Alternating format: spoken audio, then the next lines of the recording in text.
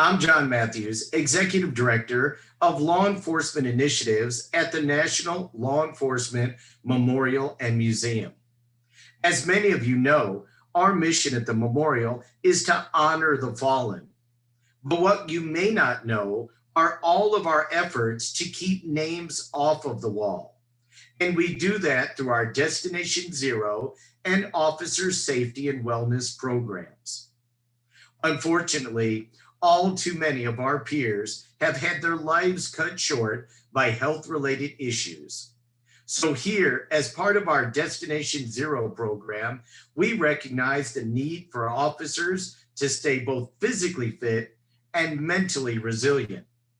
At Destination Zero, and in partnership with our sponsor, 511 Tactical, we've compiled a series of videos that demonstrate how law enforcement agencies across the nation are motivating their officers to stay physically and emotionally healthy.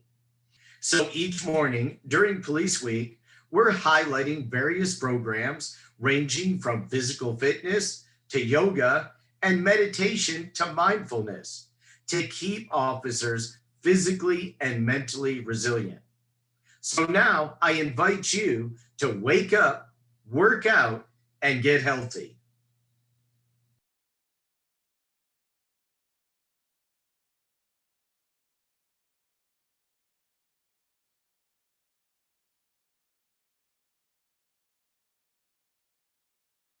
Bench press.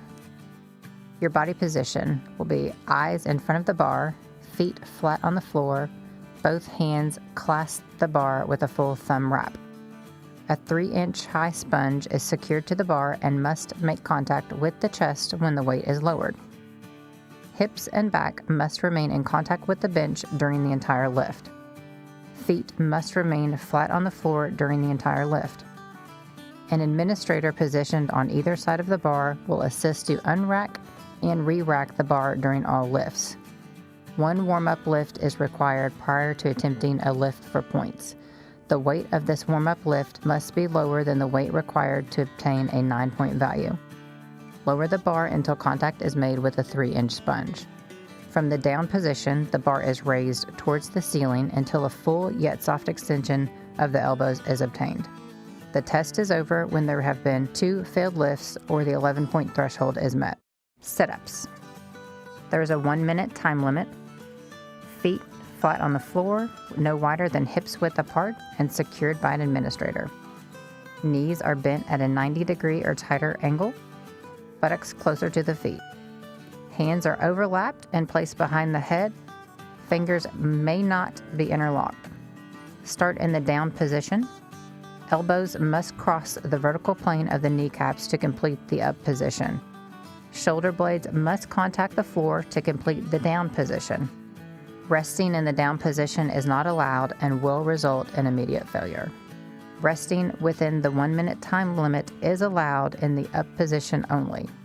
Sit-ups are performed until the 11-point threshold is met or until the 1-minute time limit is reached. 300-meter run. Line up at the start line. Run 300 meters on the administrator's command to begin. Entire body must cross the finish line. Running outside the designated lanes or boundaries or shortening the curves will result in an automatic failure on the test event. Push-ups. There's a 2-minute time limit. Shirts and other loose clothing are tucked in. Start in the up position.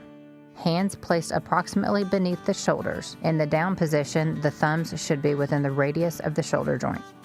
Body position should form a straight line through the head, shoulders, hips, and feet, and should remain as such throughout the entire motion. Feet together are no wider than hips width apart. The outside of the feet may not exceed the width of the hips. A 3-inch high sponge is placed and secured on the ground by an administrator at chest level. Body is lowered until the chest contacts the sponge. Contact must be felt and heard by the administrator. The lower part of the body, knees, hips, etc., may not make contact with the floor at any time. Body is raised until a full but soft extension of the elbows is reached. Locking out of the elbows is not advised. Resting is allowed in the up position only. During arrest, a pike position is allowed, but hands and feet must remain in contact with the floor at all times. Push-ups are performed until the 11-point threshold is met or until the 2-minute time limit is reached. The 1.5 mile run. Line up at the start line. On the administrator's command to begin, a 1.5 mile distance is covered. Walking, jogging, running, or any combination thereof may be used through the duration of the test so long as the appropriate distance is covered. Entire body must cross the finish line. Running outside the designated lanes and boundaries or shortening of the curves will result in an automatic failure on the test event. Hi, I'm Donald Horton, the Wellness Coordinator for the Lexington Police Department. In anticipation of National Police Week, we're going to give you guys a glimpse of what we do here with the Lexington Police Department as it pertains to fitness. We're going to look at a few exercises: the snatch, the box jump, burpees, and a nice farmer walk to engage our abs. Stay tuned. All right now, hips through. There you go, good set in the hips. Good, come on. Hips through. Good, good, good. 2 more, come on. Hips through. Good feet, good. 1 more. Nice. Good job.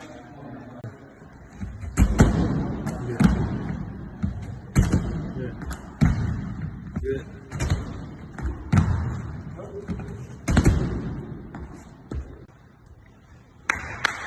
Here we go. Come on. Keep going. Keep going. Keep working. Keep working. Come on. Come on. Keep working. Keep working. Keep working. Finish it. Finish it. Finish it. Finish it. Nice.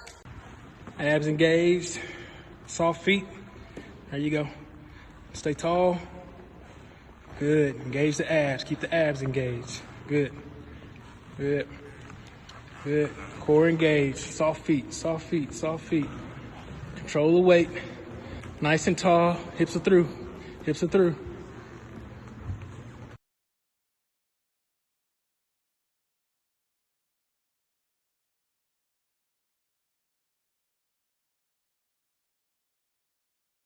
Thank you for joining us today for our Wake Up, Workout, and Get Healthy program sponsored by 511 Tactical.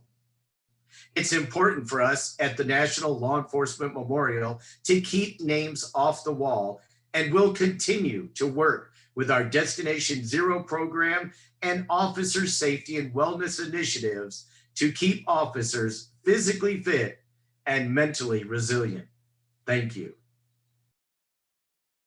I'm John Matthews, Executive Director of Law Enforcement Initiatives at the National Law Enforcement Memorial and Museum. As many of you know, our mission at the memorial is to honor the fallen. But what you may not know are all of our efforts to keep names off of the wall. And we do that through our Destination Zero and Officer Safety and Wellness programs. Unfortunately, all too many of our peers have had their lives cut short by health-related issues. So here, as part of our Destination Zero program, we recognize the need for officers to stay both physically fit and mentally resilient.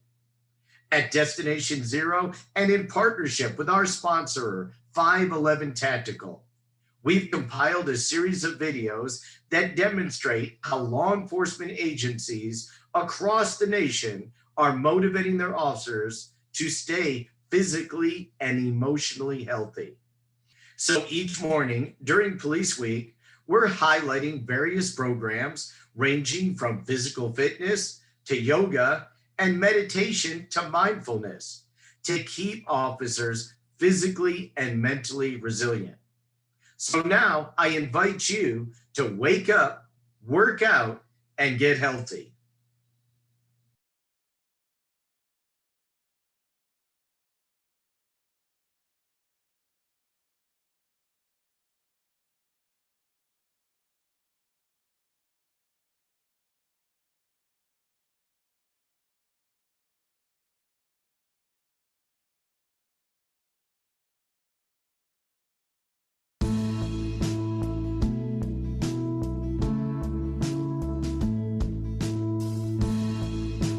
Hello, I'm Jason Newton with the Colorado Springs Police Department here in Colorado Springs, Colorado. I'm currently a sergeant and I oversee the community relations unit.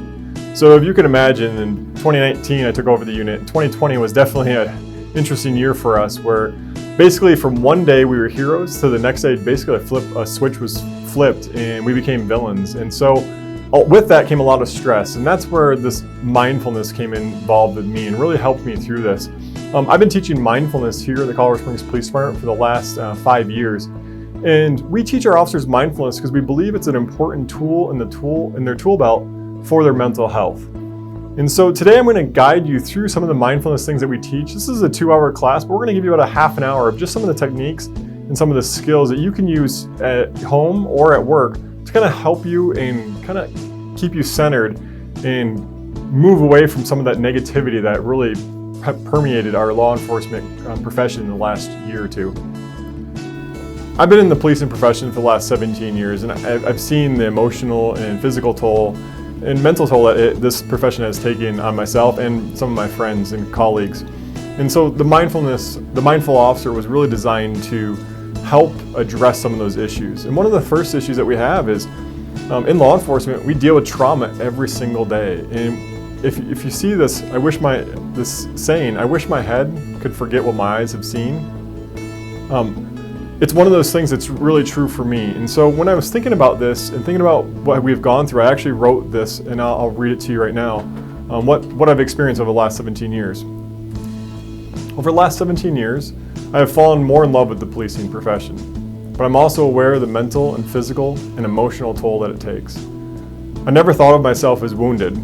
Over the last 5 years, I have taken time to really look into my life to make sure that I was doing everything that I can to properly care for my family, my community, and myself.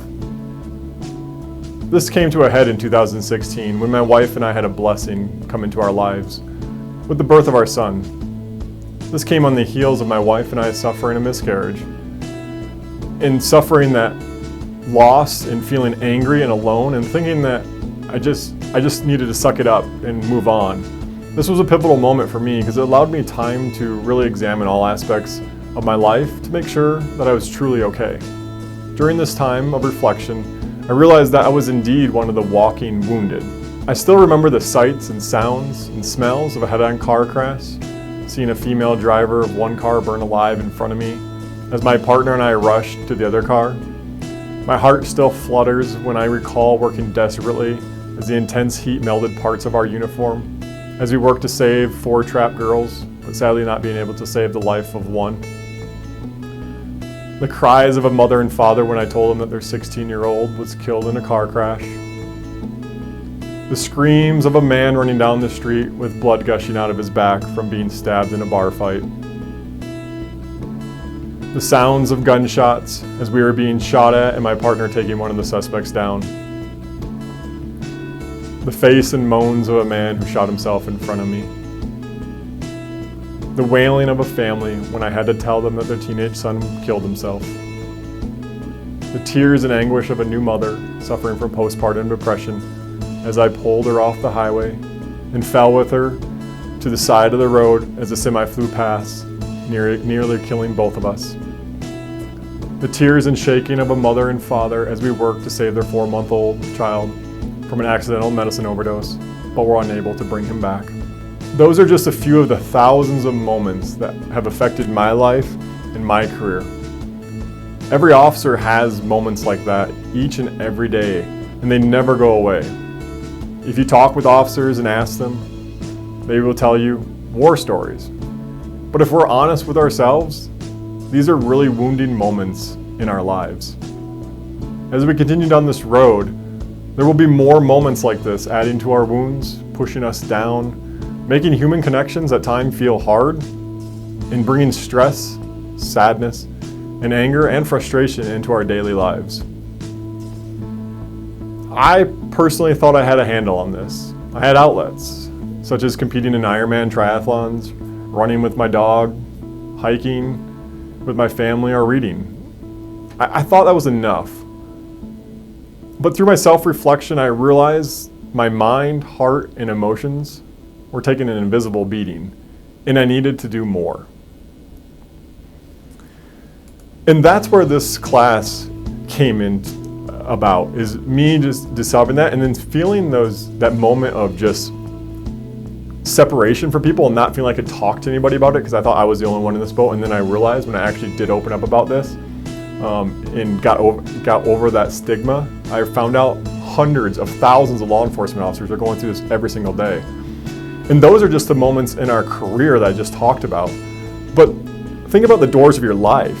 Each one of those doors comes with a stressor. So for myself, I'm a father, I'm a husband, I'm a son, I'm a brother, and a sergeant. And so all those stresses, if all those doors are open, it's just pounding on me and I can't really do any of those things well. And that frustration from being a father or not being in time with my kid may come out in my work, and I can't have that happen to me. But one of the key things is stress is, what's it really doing to us? And one of the things about mindfulness is, I know it doesn't sound like a mindfulness presentation right now because I really talked about the trauma that's impacted my life. But the first thing about mindfulness is acknowledging that trauma and understanding what it's truly doing to us. And can stress kill us? And it can. One of the things with stress is it makes us make poor decisions. It makes us react in the moment. So if you're in a shooting or you're in a traumatic situation, we need to be confident. We need to be able to carry ourselves. And if we're stressed at that moment, we may make the wrong decision that could end our lives or someone else's. So that's why it's extremely important. But the crazy thing is that the stress at home, the stress of our taxes, the stress of our kids, is affecting us just the same as the stress of that trying to take down a violent felon or going to a homicide call. Those stressors, your body doesn't know the difference. In our body, it's really hard for humans to turn that switch off. So that's where mindfulness comes involved. And so thinking about stress, and now we know our everyday life stress, work stress comes involved, but now just taking first responders. We deal with so much trauma in our lives, and we take on everybody else's trauma. In 2019, looking at the first responders' deaths, we lost 147 to line of duty deaths. So that's shootings, traffic crashes, accidents. That's an alarming number for anybody. Also that same year, we lost 228 by their own hands. So clearly we need to do more in this area. Looking at just Colorado, looking at numbers nationwide, but I looked at the Colorado numbers. In 2019, Colorado officers were 55% more likely to die by suicide than they were in the line of duty. If we're continuing to dive deeper into those numbers, in 2019, we were 375% more likely to take our own lives than be shot by somebody and killed on duty.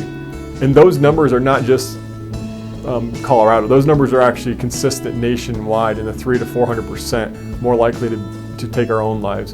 So that's why we're doing this. That's why it's important to acknowledge the stress, and we need to do more to take care of ourselves. And really, we can't fix our mental health with duct tape. And so that's where mindfulness comes involved. We can't just patch it up, and we have to take actions for it. As law enforcement, we believe in training. And this is just another part of training that we just neglected over the years that we need to do better. So now moving into what is mindfulness? It's a buzzword that you've probably heard in your departments. We've probably heard it, we needed more mindfulness. But what truly it is, and it's pretty simple. Mindfulness involves paying attention to each event, being present in the moment within your body and mind with a non-judgmental, non-reactive, and accepting attitude. Sounds pretty easy, right? Well, where we struggle, of course, is the non-judgmental, non-reactive.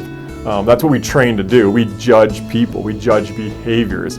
So how do we break ourselves from that? You guys are judging me right now. Stop it. I literally just told you, stop judging me.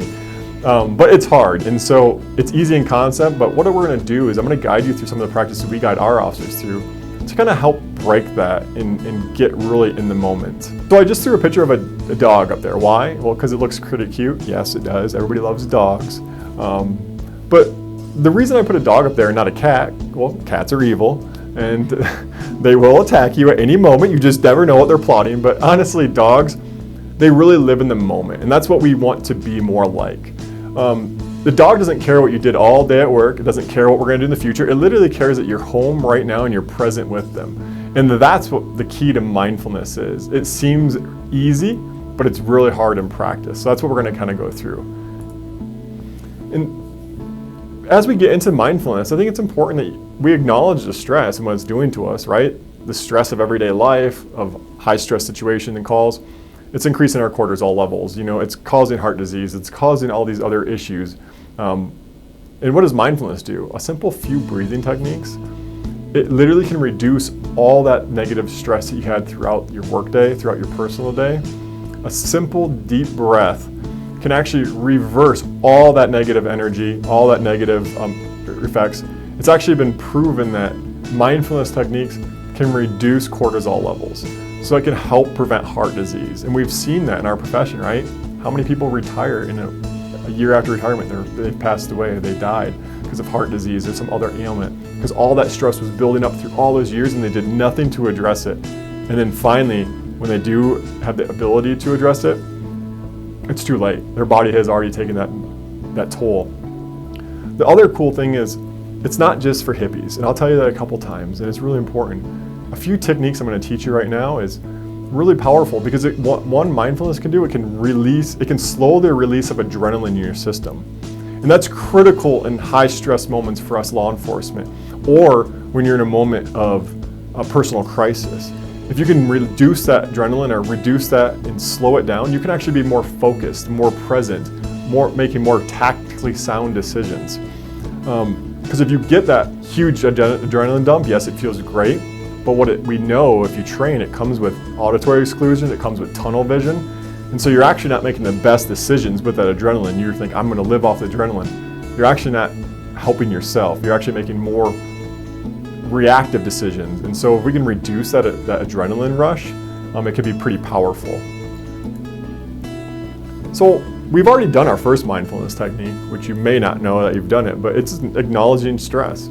Acknowledging that our jobs are hard and they take a mental and physical toll.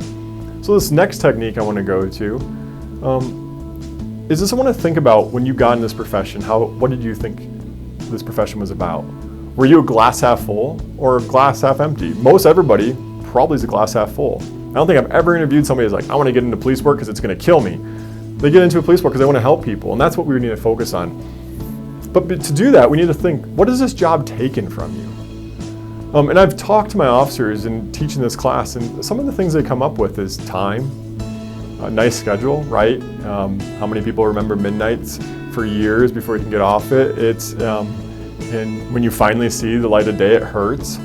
The good thing is you save a lot on money and sunblock, but it definitely takes a mental and physical toll. Your hair, clearly there's a lot of bald cops out there, sorry, but that's what they say it takes from you. Relationships. How many people can you have a normal relationship anymore? Some of my officers have lost marriages.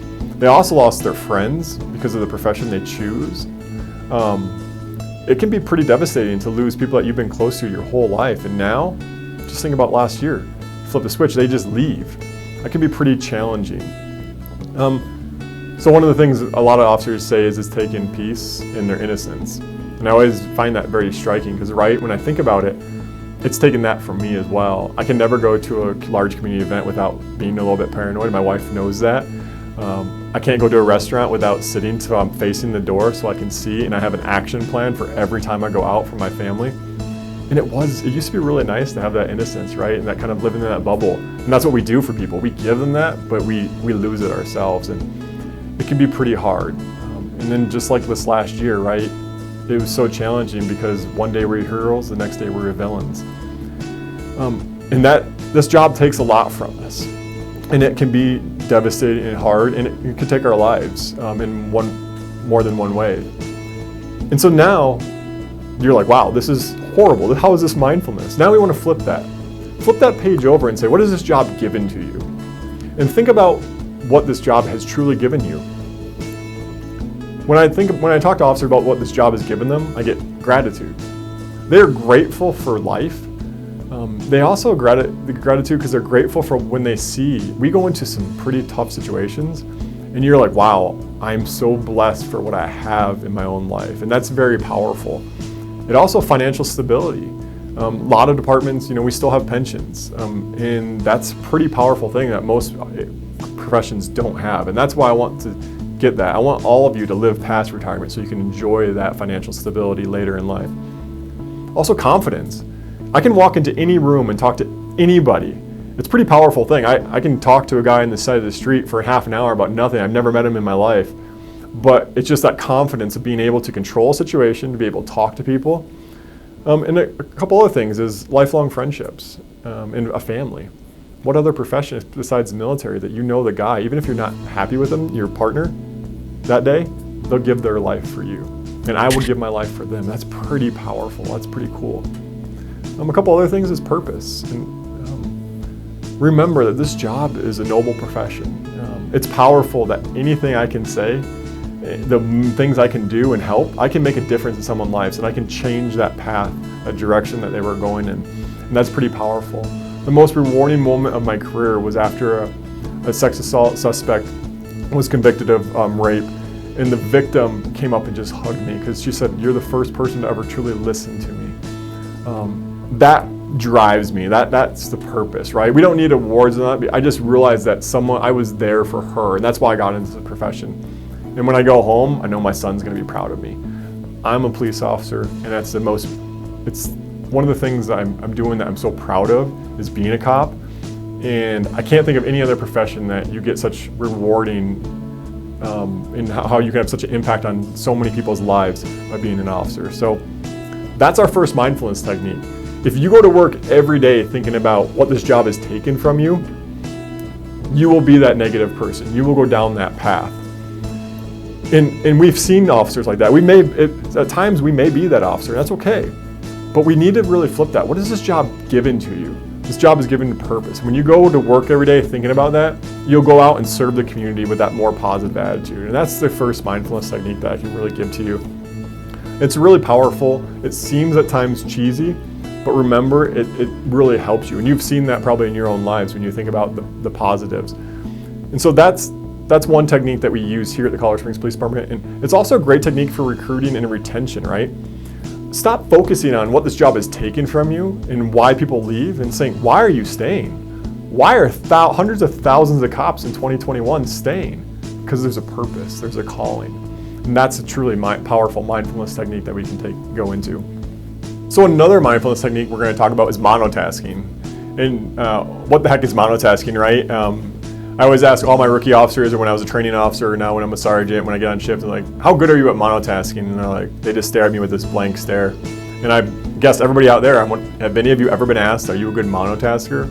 Probably not, right? We always ask, are you a good multitasker? But in reality, I want good monotaskers in law enforcement, because we can people think they can multitask, you really don't. Your brain just switches from one activity to the next. And if you're focused on 7 different things, or let's take the doors of life, right? If all those doors of my life, the father, son, brother, husband, sergeant, if they're all open, can I do any of those well?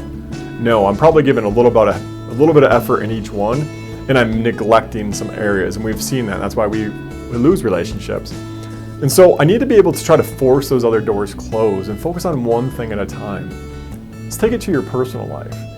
If you're out at dinner, or you're on a date, or you're with your wife, or your partner, and they're talking about something serious, and you're like, hold on a minute, and you check your phone, that takes away from that relationship, and we've seen that. And so it's just a matter of just doing one thing at a time and doing it really well. So if you can, I encourage you, put that phone down. And that's the first practice I want to do.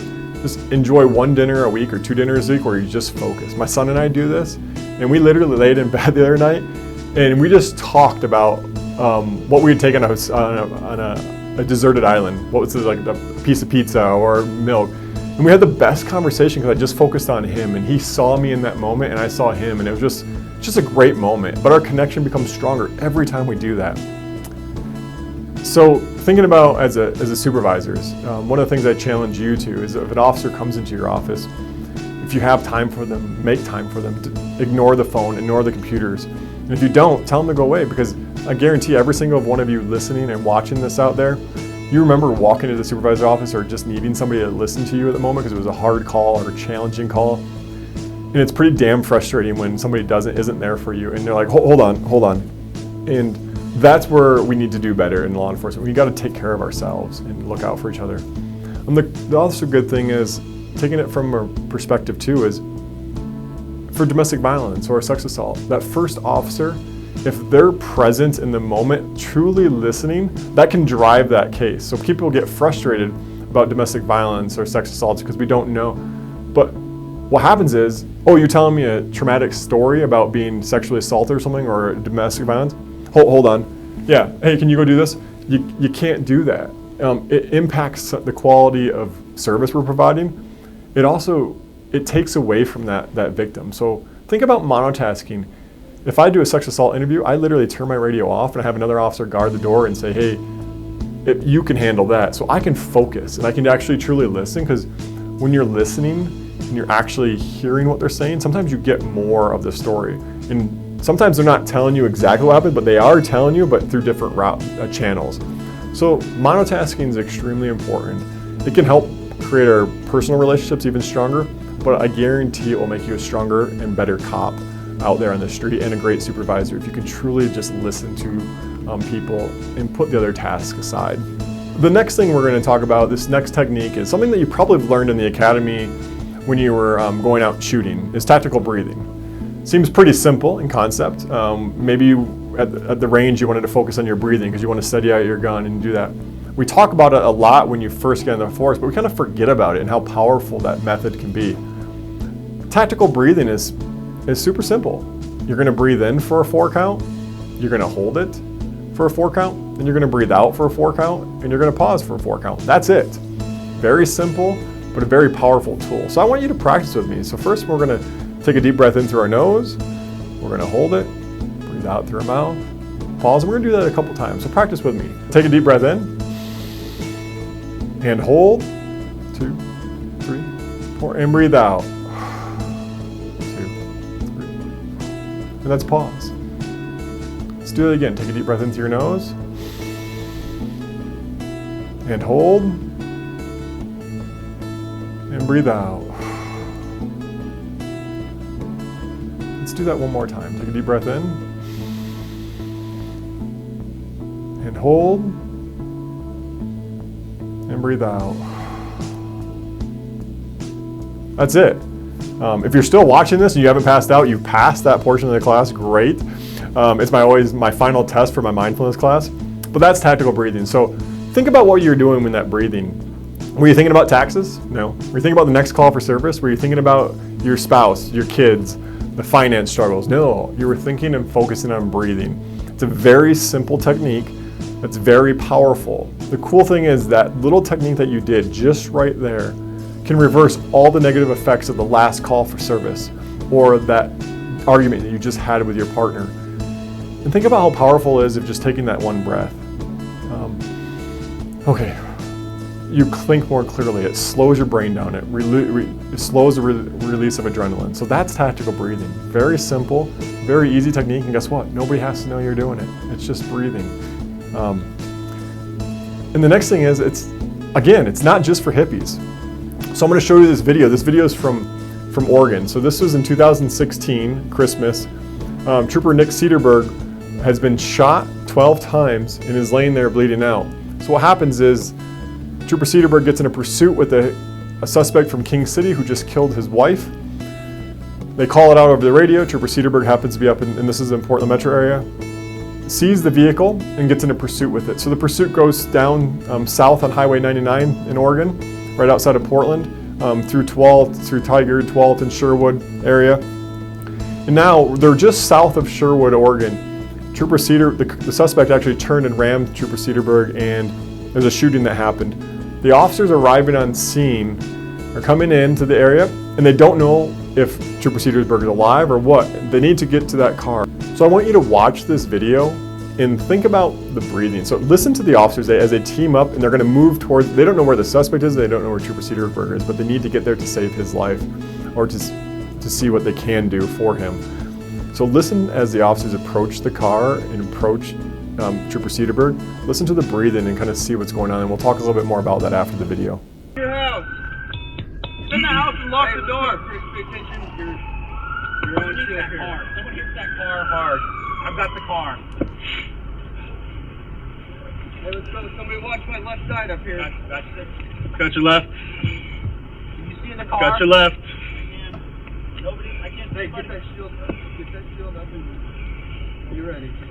Be ready. I need someone on my right over here. Okay, hold on. Alright, deep breath, everybody. Okay. Someone got the woods? I got the woods. Okay, I'm taking off. I'm going to drag him I got out. the woods. Hey, he's right Sit here. there! Right there. Sit right there!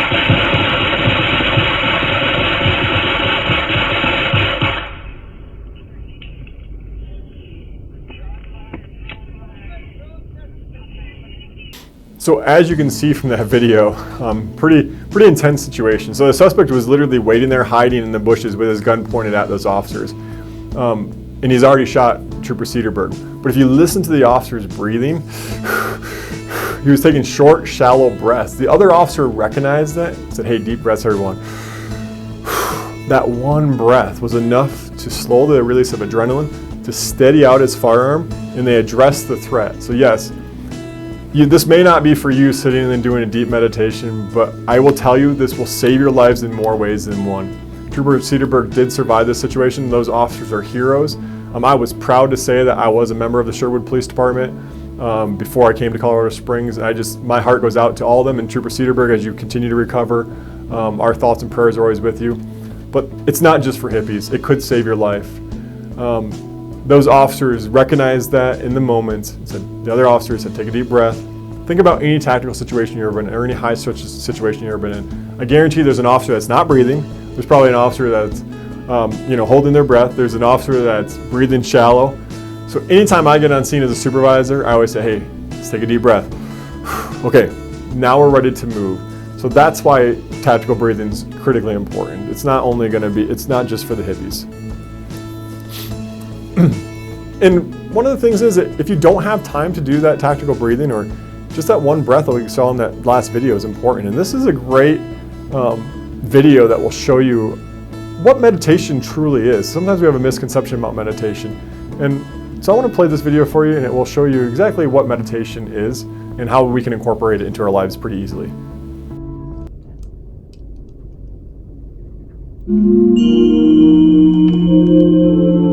We can meditate everywhere, anytime, even 3 seconds, 2 seconds, while you're walking, while you're having coffee and tea, while you're having meeting, so you can meditate. Many people has a little bit misunderstanding about meditation. They think meditation meaning think of nothing, concentrate. So push too much. So we cannot block thought and emotion. In fact, we need thought and emotion. So whether you listen to your monkey mind or not, there's an issue. What I call monkey mind, mine is chatting, pala pala pala yada yada. So monkey mind is giving you opinion. So whether you listen to opinion or not, it's up to you, right? So through meditation, what we do is we have to make friends with the monkey mind. But how to make friends?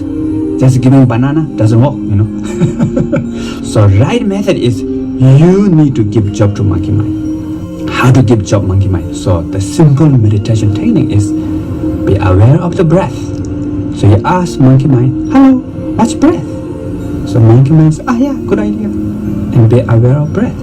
Breathing in, breathing out, breathing in. There's a lot of thought comes at the background. Don't care, no problem. So as long as if you're not forget your breath, anything's okay. No need too much concentration. Just simply be aware of your breath. Breathe in, out, in, even 2 breath, 1 breath. So therefore, we can meditate everywhere, anytime.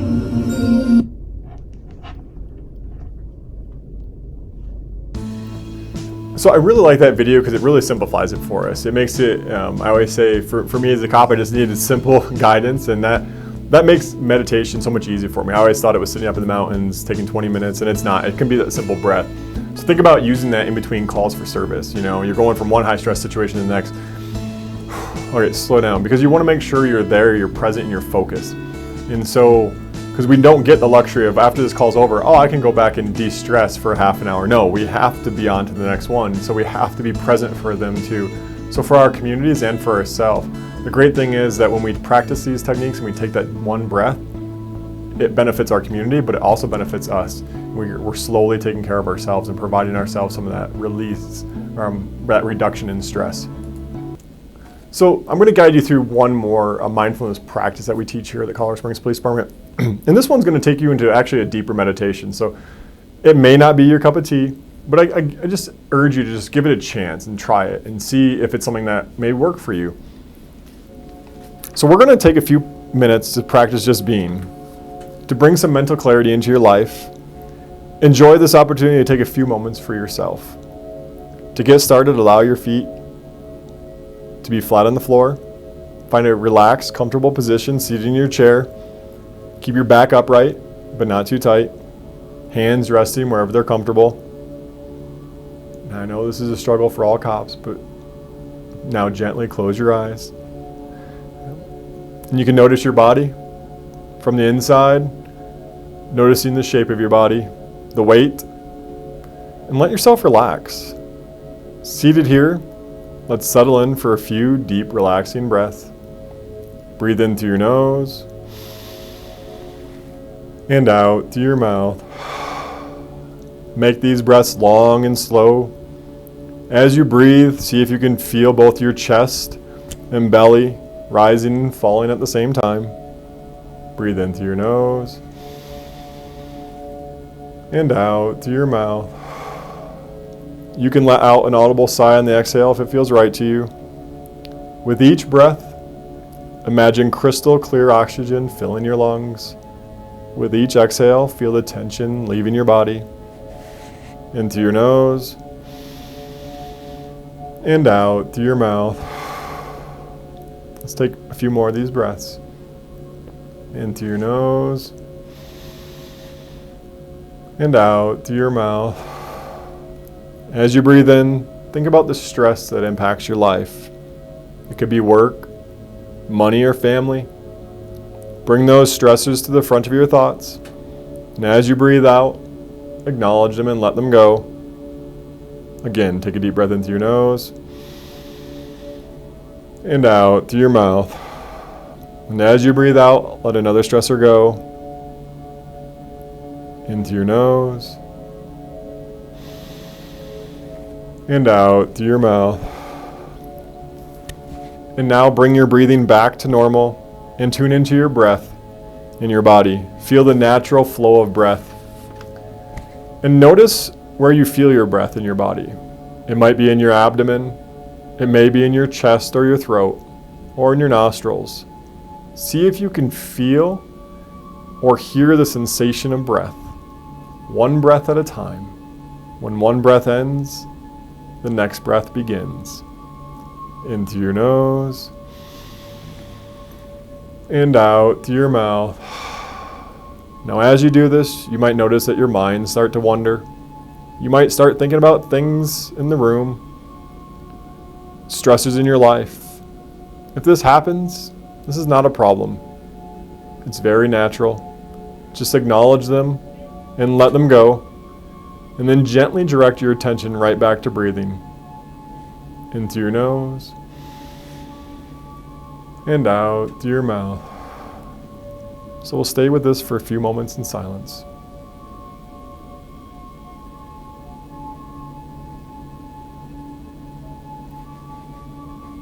In through your nose and out through your mouth. Noticing our breath from time to time, getting lost in thought and returning to our breath. And once again, you can notice your body, your whole body seated here. Let yourself relax even more deeply. Now shifting your attention back to your body, to feel the weight in your chair, your hands resting, feet on the floor, and in through your nose and out through your mouth. As you breathe, take a moment to let the benefits of mindfulness settle in. Offer yourself some appreciation for doing this practice today. Breathe in through your nose and out through your mouth. When you feel comfortable, slowly open your eyes and bring yourself back. You might feel like jumping up and getting on with your day, or you may feel like taking a nap. Just let yourself be. This is a really good time to reflect on anything special that you might have thought about during meditation. Did you find it calming or relaxing? Or maybe you felt a bit restless, wondering when the heck it was going to be over. Don't worry if it was a bit challenging, or you found you were drifting off, or you're having trouble keeping your eyes closed. That's natural, especially if this is the first time you've ever done any type of meditation or mindfulness. It's really normal to find it frustrating. Early on, people think they're not good at mindfulness or meditation, or they're not doing it right. The good thing is there's no right or wrong way to do it. And also remember that mindfulness and meditation is a skill. It's just like riding a bike. But I guarantee once you find your balance, you'll never look back. So that is a little bit of a deeper meditation, just guiding you through. But think about that meditation. It was just a couple minutes, and we forgot about all the stresses in the world. All we were is focusing on breathing. And what it does is there's apps out there, there's other things that we can do to kind of guide you through. But if you can do that right before you go to sleep or get rid of the stress of the day, it's a very powerful tool. And you can just do that just once a week, or a lot of guys now in our department do it right before they go to bed. They just guide themselves through. The best compliment I got was from like a 25-year veteran, and he was all grumpy and didn't want to do mindfulness, and he's like, man, that was like the best nap I've ever had. And the thing is, he actually wanted me to record it so he could listen to that at night, so he could go through that and get started with some of the stress. And he continues to this day, this is several years after that, still practicing that and listening to those meditations, because he found it such a benefit to him. But one of the things is now is, that's just a small segment of what we do here, but if you start to feel overwhelmed, there's no shame in that. Take a step back. Take a breath and breathe. Beat the job. Don't let it beat you. And that's really what I can offer you this. And if you have questions or want more of this, feel free. I'll have my contact information at the end of this. Please reach out to the Colorado Springs Police Department, because we will provide this to anybody. It's a very powerful training. So it's just a great thing to do.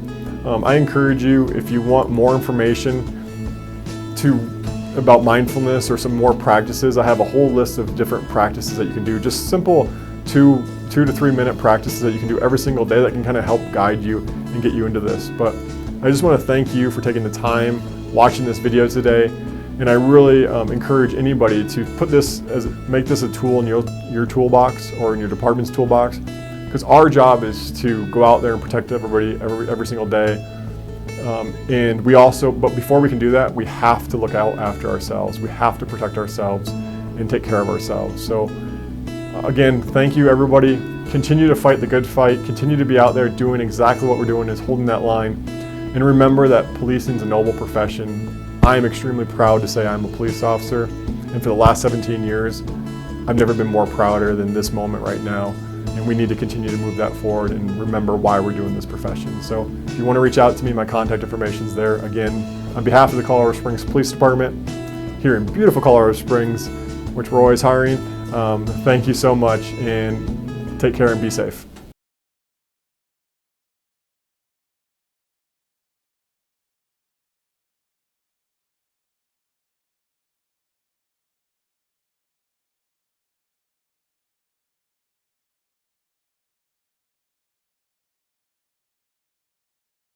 Thank you for joining us today for our Wake Up, Workout, and Get Healthy program, sponsored by 511 Tactical.